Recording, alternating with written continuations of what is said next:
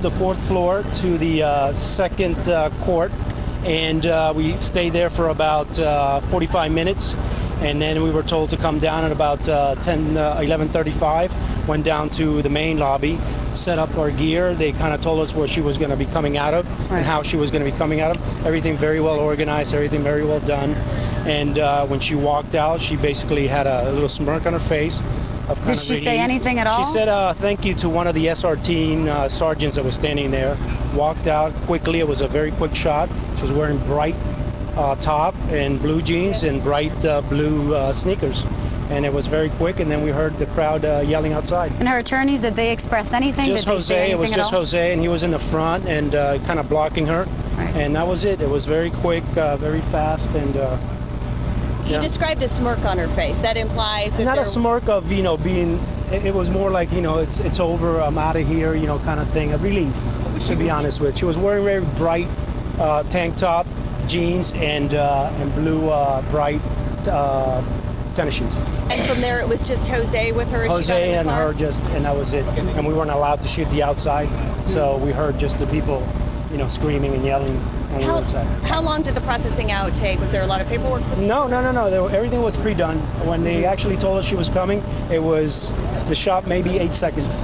8 seconds between the moment she's actually released and walks out. From the moment we saw her in the door, And was there any media following the cars other than the helicopters? You were not able to get out there. I didn't see anything that happened outside. Mara, would you like to ask Tony? He has to go to press conference. It looks like we're going to lose Tony, but Lily, if I can just ask you a quick question. And again, Tony Zimbardo, an NBC News cameraman who was witnessing Casey Anthony's release. But Lilia, to you, I know that you have read some of Casey Anthony's jailhouse letters to friends. Did she give any indication as to what her plans are now? What is she going to do now that she has been through this public spectacle and is a free woman? Well, Mara, I went through almost 500 letters of Casey Anthony. Of course, a lot of them might even seem delusional at times, knowing that it's a person who was facing charges for first-degree murder. She talked about Kaylee. She talked about missing her case, as she called her. And now, at that point, when she was writing these letters, she was planning to take a vacation. At some point, she mentioned going to Costa Rica.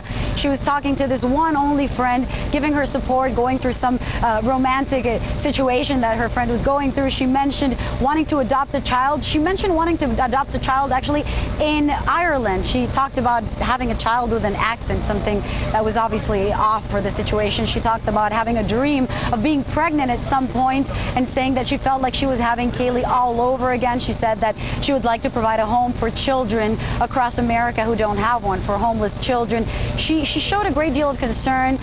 She was most likely aware that these letters would actually be exposed to the media. She was aware that every single type of communication she had, whether it was with her family and those videotapes, jail conversations that we saw in the trial, she knew those were going to be released out to the media. She knew those letters were going to be sent out. So we don't know how much of it was just coming from a sincere point of view and how much of it was just her trying to share a certain image of herself that she was already aware was being scrutinized out in the public eye, in the public opinion. She also talked about changing her appearance. She said she would not get any type of plastic surgery, but she would either dye her hair blonde or red and change her name maybe to Marie. She also mentioned a different name as Alyssa. She says people call her and say that she looks like Alyssa Milano.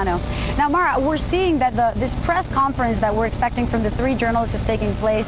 Tony Zimbardo right now is talking to other media outlets. I'm wondering if we want to go to that and hear about their experience. Well, I just want to, let's walk over there.